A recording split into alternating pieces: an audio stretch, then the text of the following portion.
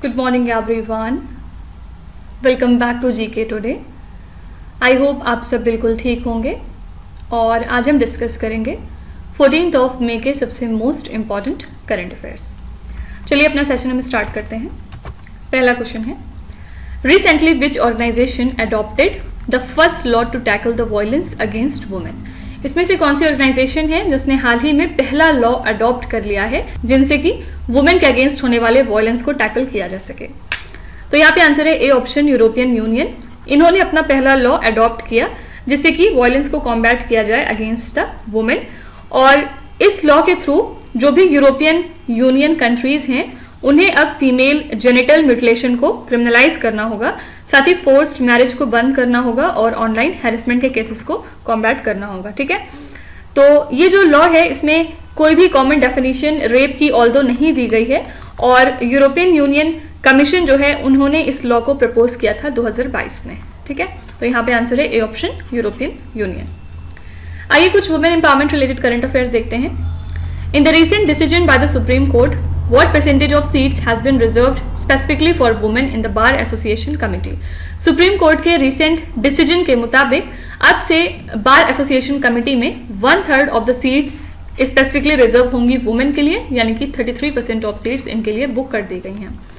Recently who were named the women's and the men's player of the year respectively at the 6th annual hockey India awards.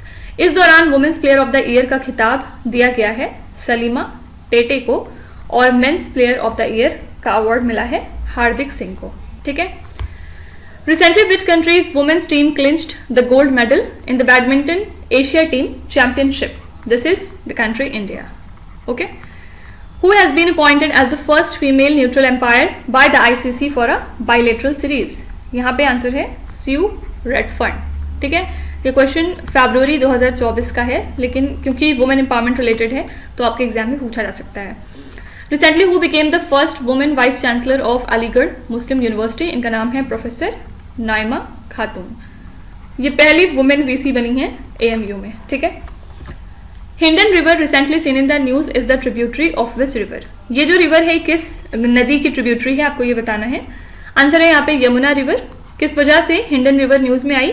क्योंकि national green tribunal ने UP pollution control board को ये directions दी हैं कि उन्हें एक additional report present करनी होगी अगले 2 हफ्तों के अंदर ऑन हिंडन रिवर पोल्यूशन। ठीक है, जिसमें कि यूपी की गवर्नमेंट को अपने एक्शंस दिखाने होंगे against the polluting municipal bodies.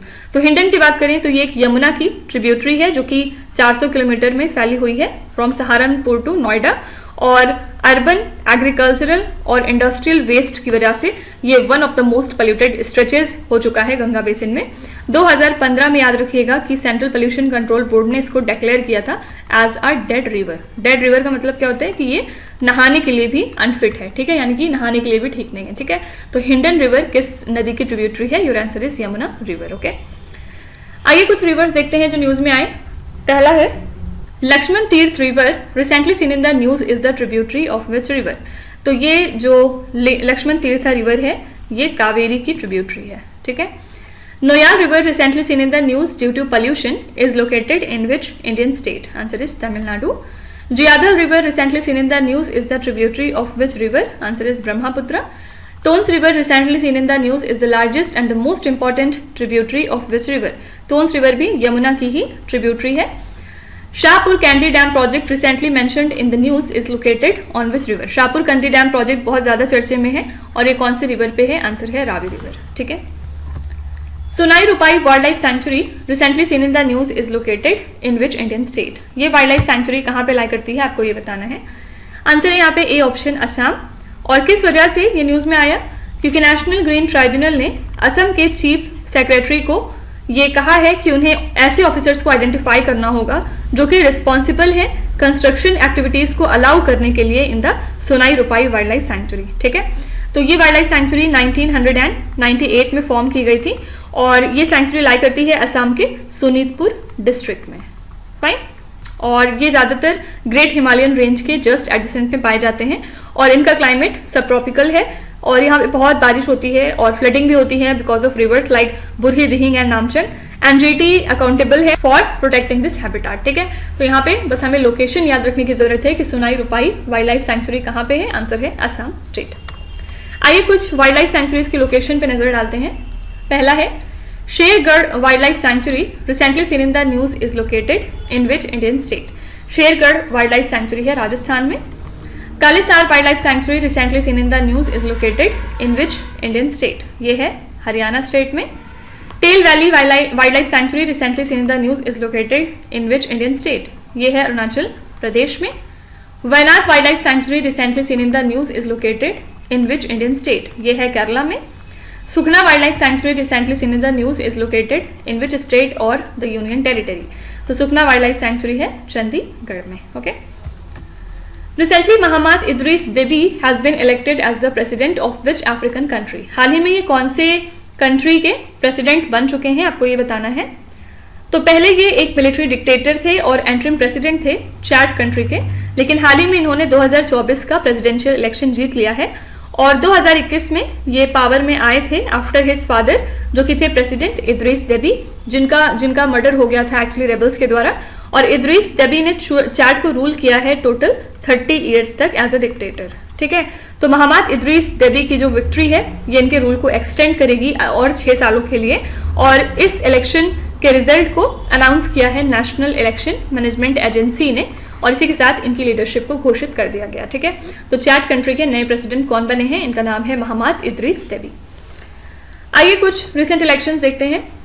Recently Jose Raul Mulino has been elected as the new president of which country, ये हाल ही में नए प्रेसिडेंट बन चुके हैं पनामा कंट्री के लिए।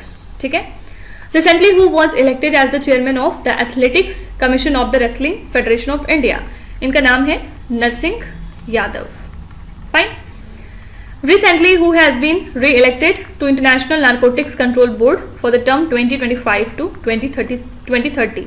This is Jagjit Pavadia. Fine. Recently, Simone Harris has been elected as the youngest Prime Minister of which country? Answer हो जाएगा Ireland. ये Ireland country के youngest Prime Minister बन चुके हैं. Recently, who was unanimously elected as co-chair of the Digital Innovation Board of International Telecommunication Unions? Answer हो जाएगा यहाँ पे नीरज मित्तल। फाइन। नेक्स्ट है recently which country's ambassador inaugurated the Kohima peace memorial in Nagaland. कौन सी कंट्री के एम्बेसडर हैं जिन्होंने कोहिमा पीस मेमोरियल को इनॉग्रेट किया है नागालैंड स्टेट में? यहाँ पे आपका आंसर हो जाएगा जापान। और नागालैंड में जो जापान के एम्बेसडर हैं कौन है? Hiroshi Suzuki.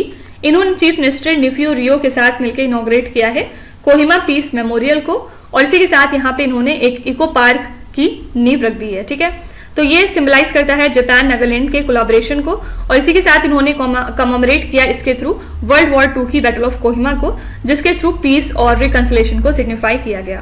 तो एम्बेसडर सुजुकी ने इस दौरान हाईलाइट किया है बैटल के इम्पैक्ट को ऑन नागालैंड, और यहाँ पे जितनी भी सोल्स इन्वॉल्व थी इस वॉर में उनके लिए प्रे किया गया।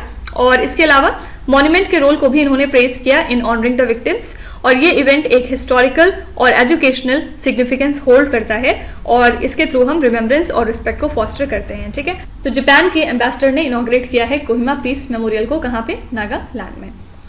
आइए कुछ एम्बेसडर्स देखते हैं जो न्यूज में आए। Recently which former Indian cricketer has been appointed as the ambassador of ICC men's T20 world cup 2024? तो ये है वेरी फेमस युवराज सिंह। युवराज सिंह को अपॉइंट किया गया है एम्बेसडर इस साल के होने वाले ICC men's T20 world cup के लिए। Recently who has been appointed as India's next ambassador to the Niger? This is Sita Ram Meena. ठीक है, recently who has been appointed as the new ambassador of India to Myanmar country? Answer would be mister Abhay Thakur. Recently who has been appointed as the ambassador of India to Russia? Answer is Vinay Kumar. Who is the new brand ambassador of Fit India Movement? Fit India Movement के लिए नए brand ambassador बने हैं mister Narendra Kumar Yadav. ठीक है, next है recently what amount has India contributed to the United Nations counter terrorism trust fund? कितना amount India ने कॉन्ट्रीब्यूट किया है यूनाइटेड नेशंस काउंटर टेररिज्म ट्रस्ट फंड में? तो इंडिया ने $5 लाख कॉन्ट्रीब्यूट किए हैं to the United Nation counter terrorism trust fund, जो कि हमारे कमिटमेंट को दर्शाता है कि किस तरह से हम ग्लोबल टेररिज्म को कॉम्बैट करने की कोशिश में लगे हैं। और United Nations office of counter terrorism, जिसको कि स्टैब्लिश किया गया था 2017 में। ये काउंटर टेररिज्म एफर्ट्स को कोऑर्डिनेट करता है वर्ल्ड वाइड लेवल पे, और इसके थ्रू लीडरशिप को प्रमोट किया जाता है, कोऑर्डिनेशन इनहैंस होता है अमंग द 38 एंटिटीज, जिससे कि कैपेसिटी बिल्डिंग असिस्टेंस स्ट्रेंथन होती है टू द मेंबर स्टेट। ठीक है, तो ये जो बॉडी है ये balanced implementation of United nation global counter terrorism strategy के पिलर्स को एंश्योर करती है for effective global counter terrorism. Fine, तो इस फंड में इंडिया ने हाल ही में $5 लाख कंट्रीब्यूट किए हैं। ओके, आइए कुछ इंडिया रिलेटेड करंट अफेयर्स देखते हैं। How many medals were one by India in the Asian open pickleball championships 2024? India ने इसमें टोटल 5 मेडल्स जीते हैं। आपको सेग्रीगेशन बताना है कि इसमें कितने गोल्ड थे, कितने सिल्वर और कितने ब्रोंज। ठीक है, ये क्वेश्चन हमने कल ही डिस्कस किया है। According to global electricity review 2024 report, India surpassed which country to become third largest solar power generator? इस रिपोर्ट के मुताबिक इंडिया ने जापान को सरपास कर दिया है और अब इंडिया बन चुकी है third largest solar power generator. What is the rank of India in the World Press Freedom Index 2024? इसमें इंडिया की रैंक है 159। Recently, which state launched the Nakshatra Sabha, which is India's first astro tourism campaign? इसको हाल ही में launch किया है Uttarakhand state ने। According to recently released OECD report, what is the expected growth rate of India's economy in 2024 to 25? इस report के मुताबिक India की इकोनॉमी का एक्सपेक्टेड ग्रोथ रेट है 6.6% in 2024 to 2025. Cadet Defense Systems has developed India's first kamikaze drone in collaboration with which organization? तो Cadet Defense System ने India का पहला kamikaze ड्रोन डेवलप कर लिया है। किस ऑर्गेनाइजेशन के साथ कोलैबोरेट करके, आपको ये बताना है। तो इंडिया का पहला kamikaze ड्रोन डेवलप किया Cadet Defense System ने along with DRDO, और ये एक लॉइटरिंग एरियल म्यूनिशन या सुसाइडल ड्रोन है, आप कह सकते हैं। ये लॉइटर करती है over the targets for precise identification, और ये अपने टारगेट्स को मिड फ्लाइट में भी चेंज कर सकती है या फिर मिशन को अबॉर्ट भी कर सकती है। ठीक है, तो ये डाइवर्स टेरेन्स में अडेप्टेबल है like deserts and high altitude areas. इसमें 12 आवर्स का लॉइटरिंग कैपेसिटी है और इसकी फ्लाइंग रेंज है 150 to 300 किलोमीटर्स। ठीक है, तो कैडेट डिफेंस सिस्टम ने डेवलप किया है इंडिया का पहला कैमिकाजे ड्रोन। किस ऑर्गेनाइजेशन के साथ कोलैबोरेट करके? Your answer is DRDO। Okay, now let's see some current affairs regarding first in news. पहला क्वेश्चन सेम ही है, I am sorry for it, यहाँ पे आंसर हो जाएगा DRDO। सेकेंड है which company has recently unveiled CSAM which is India's first large language model? तो हाल ही में सेतु ने अनवील किया है CSAM को, जो कि इंडिया का पहला लार्ज लैंग्वेज मॉडल है। Where was UP's first traffic park recently opened? India का पहला ट्रैफिक पार्क हाल ही में ओपन हुआ है प्रयागराज में। ठीक है, in which district Tripura's first international cricket stadium is being constructed? Tripura का पहला इंटरनेशनल क्रिकेट स्टेडियम कंस्ट्रक्ट हुआ है वेस्टर्न त्रिपुरा में। Recently, the Indian Army and the Puneet Balan Group collaborated to open the India's first Constitution Park in which Indian city? Your answer is Pune. ठीक है, Bajrang Punia who was in news recently belongs to which sport? Bajrang Punia एक wrestler है, सब लोग जानते हैं। किस वजह से न्यूज में आए? क्योंकि यूनाइटेड वर्ल्ड रेसलिंग ने सस्पेंड कर दिया है बजरंग पुनिया को, जो कि एक टोक्यो ब्रोंज मेडलिस्ट है। कब तक के लिए सस्पेंड किया है? Until 31 December 2024। बिकॉज रीजन क्या है? नेशनल एंटी डोपिंग एजेंसी ने इसके पहले इनको सस्पेंड किया था। ठीक है, क्यों सस्पेंड किया था? क्योंकि इन्होंने एंटी डोप टेस्ट कराने से मना कर दिया था ऑन 23 अप्रैल 2024। तो नाडा की नोटिस को ये कुछ भी रिप्लाई नहीं कर रहे हैं एज पर नाडा। इसकी वजह से इनकी सिचुएशन और ज्यादा कॉम्प्लिकेटेड हो गई है। तो अगर इनको नाडा क्लियर करती है तो हो सकता है कि पुनिया कंपीट करेंगे 2024 के पेरिस ओलंपिक्स में, जो कि कब से स्टार्ट हो रहा है? 26 जुलाई 2024 से। ठीक है, तो यहाँ पे बजरंग पुनिया क्योंकि न्यूज में आ गए थे, याद रखिएगा कि कौन से स्पोर्ट्स से रिलेटेड है। यहाँ पे आंसर है रेसलिंग। आइए कुछ स्पोर्ट रिलेटेड पर्सनैलिटीज पे नजर डालते हैं। Recently who secured a gold medal in the women's 10 metres air rifle at world shooting para sport tournament in Changwon, Korea? यहाँ पे आपका आंसर हो जाएगा मोना अग्रवाल। ठीक है, इन्होंने गोल्ड मेडल अचीव कर लिया है वुमेन्स 10 मीटर एयर राइफल में at the world shooting para sport tournament, जो कि हुआ था कोरिया में। Sourav Ghosal who recently announced his retirement is associated with which sport? Sourav Ghosal एक स्क्वैश प्लेयर है। Bindiya Rani Devi who was recently in news belongs to which sport? Bindiya Rani Devi एक weight lifter है। B Sai Praneeth who recently announced his retirement is associated with which sport? ये एक badminton player थे, लेकिन हाल ही में इन्होंने अपना रिटायरमेंट अनाउंस कर दिया है। Faiz Fazal who recently seen in the news is associated with which sport? Faiz Fazal एक क्रिकेटर है। ठीक है, नेक्स्ट है which day celebrated as national technology day every year? National technology day हम कब मनाते हैं? तो इंडिया सेलिब्रेट करता है national technology day on 11th of May every year, जिससे कि हम टेक्नोलॉजी के एडवांसमेंट्स को कमेमोरेट करते हैं। इसी के साथ ये मार्क करता है इंडिया की एंट्री को इनटू द न्यूक्लियर क्लब, और इसके अलावा जो हमने सक्सेसफुल टेस्टिंग की है त्रिशूल मिसाइल की, उसको भी। ठीक है, इस साल के लिए अगर आपसे थीम पूछा जाए तो हमने थीम रखी थी from schools to startups. Fine, तो नेशनल टेक्नोलॉजी डे हम कब मनाते हैं? 11 मई को। इस साल की थीम क्या है? From schools to startups. ठीक है, चलिए अगली स्लाइड में कुछ डेज एंड थीम्स के क्वेश्चन देखते हैं। Which day is observed as the world red cross and the red crescent day? इसको हम 8 of May को ऑब्जर्व करते हैं। Which day celebrated as the national panchayati Raj day? National panchayati Raj day होता है 24th of April को। What is the theme of world earth day 2024? World earth day होता है 22nd of April को, और इस साल के लिए हमने थीम क्या रखी थी? Planet versus plastics. Okay, which day celebrated as national civil service day every year? इसको मनाते हैं 21st of April को। Which day celebrated as world art day every year? Answer is 15th of April। Fine, last question है, recently the world's largest direct air capture plant Mammoth has started operations in which country?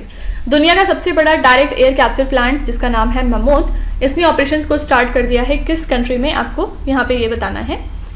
तो mammoth direct air capture and storage plant जो कि operate हो रहा है किसके द्वारा? Climb works के द्वारा, और कहाँ पे, कौन सी कंट्री में? आंसर है आइसलैंड। ठीक है, ये दुनिया का लार्जेस्ट फैसिलिटी है ऐसे टाइप की, और ये सेकेंड कमर्शियल DAC+S प्लांट है बाय क्लाइम वर्क्स, जिसमें कि ये ड्वार्फ कर रहे हैं अपने प्रेडिसेसर और का। और DAC+S टेक्नोलॉजी जो है वो कार्बन डाइऑक्साइड को डायरेक्टली कैप्चर करती है फ्रॉम द एटमॉस्फेयर, और ये डिस्टिंक्ट है from capture at emission point. तो CO2 इसमें परमानेंटली आप स्टोर कर सकते हैं अंडरग्राउंड में, या फिर इसको फर्दर यूटिलाइज कर सकते हैं। तो जो कार्बन डाइऑक्साइड रिमूवल एक्टिविटीज हैं ये बहुत इंपॉर्टेंट हैं अगर हमें net zero CO2 emissions achieve करना है as per the IPCC 6th assessment report. ठीक है, तो दुनिया का largest direct air capture plant mammoth का ऑपरेशन शुरू हो चुका है आइसलैंड कंट्री में। आइए कुछ इंटरनेशनल करंट अफेयर्स देखते हैं। Argan tree recently seen in the news is native to which country? ये पेड़ आपको मिल जाएंगे मोरक्को में। ठीक है, किस वजह से न्यूज में आए? क्योंकि हर साल 10 मई को इंटरनेशनल डे ऑफ अर्जेनिया सेलिब्रेट किया जाता है, जिसमें कि हम एंशिएंट एल्गन ट्री को ऑनर करते हैं, जो कि ज़्यादातर मोरक्को में पाए जाते हैं पिछले 80 मिलियन सालों से। ठीक है, तो ये जो ट्रीज हैं बहुत इंपॉर्टेंट है लोकल इकोनॉमी और एनवायरनमेंट के लिए। इस दिन हम अवेयरनेस क्रिएट करते हैं about it's benefit and the challenges they encounter. Okay, Which country's third aircraft carrier Fujian recently completed its maiden sea trial after 6 years of construction? सबसे पहले फ्यूजियान किस कंट्री का एयरक्राफ्ट कैरियर है? आंसर है China, और इन्होंने हाल ही में इसका मेडन सी ट्रायल जो है वो कंडक्ट कर लिया है आफ्टर 6 years ऑफ कंस्ट्रक्शन। इसको लॉन्च किया गया था 2022 में एज अ टाइप 003 कैरियर, और ये डिस्प्लेस करता है लगभग 80,000 मेट्रिक टन्स। तो इसने जो है शैंडोंग और लियोनिंग को भी साइज के कंपैरिजन में सरपास कर लिया था। और फ्यूजियान फीचर करता है एक बहुत इंपॉर्टेंट सिस्टम जिसका नाम है catapult assisted take off barrier arrested recovery system, और ये कैरी कर सकता है एडवांस्ड एयरक्राफ्ट को like for example Shenyang J-15 fighters and JL-10 fighter jets. ठीक है, तो कन्वेंशनली इसको पावर किया जाता है, लेकिन फिर भी ये बहुत इंपॉर्टेंट है। याद रखिएगा चाइना ने इसका सी ट्रायल हाल ही में कंडक्ट कर लिया है successfully. Recently, which country has urged the US to change its classification from non-market economy to market economy? ये कंट्री है वियतनाम। वियतनाम ने रिक्वेस्ट किया है यूएस को कि वो इनको नॉन मार्केट इकोनॉमी से निकाल के मार्केट इकोनॉमी में डाल दें। Recently, which country's men's team won 11th Thomas Cup by defeating the Indonesia? ये कंट्री है चाइना। चाइना ने इस साल का 11th थॉमस कप जीता है, किस कंट्री को हरा के? आंसर है Indonesia. Recently, which country clinched men's AFC Under-23 Asian Cup 2024 by defeating the country Uzbekistan? इस कप को जीता है जापान कंट्री ने, किस कंट्री को हरा के? तो उज्बेकिस्तान को। ठीक है, तो इसी के साथ हमने कुछ इंपॉर्टेंट कंट्रीज देख ली जो कि आपके एग्जाम में पूछी जा सकती हैं, इनको हमें ध्यान में रखना होगा। चलिए फिर आपके क्विज पे चलते हैं, जहाँ पे स्क्रीन पे आपको 5 क्वेश्चंस दिखाई दे रहे होंगे। ये क्वेश्चंस ऑलरेडी हम पीछे कहीं ना कहीं डिस्कस कर चुके हैं। यहाँ पे आपको वीडियो को पॉज करना है, हर क्वेश्चन को ध्यान से पढ़ना है, और इसमें से आपको जितने भी आते हैं आप उनका जवाब कमेंट्स में मेंशन कर सकते हैं, और जो नहीं आते उसके लिए बिल्कुल भी परेशान होने की ज़रूरत नहीं है। विथ टाइम डेफिनेटली आपका स्कोर जो है वो इम्प्रूव करेगा। बस आपको हमारे साथ कंसिस्टेंट और परसिस्टेंट रहने की ज़रूरत है। So that's it for today. I hope you have like the session. आज का सेशन आपको कैसा लगा आप ज़रूर बताइएगा कमेंट्स में। साथ ही साथ आपका कोई भी रिव्यू है, फीडबैक है या फिर सजेशन है तो वो भी आप हमें बता सकते हैं। हमें जानकर खुशी होगी और हम पूरी कोशिश करेंगे उसको इम्प्लीमेंट करने की। तो कल फिर हम मिलेंगे सेम टाइम सेम जगह कल के करंट अफेयर्स के साथ। Till then stay tuned. Thank you so much for watching and please do not forget to subscribe to GK Today. With this, Meenu Satsana signing off.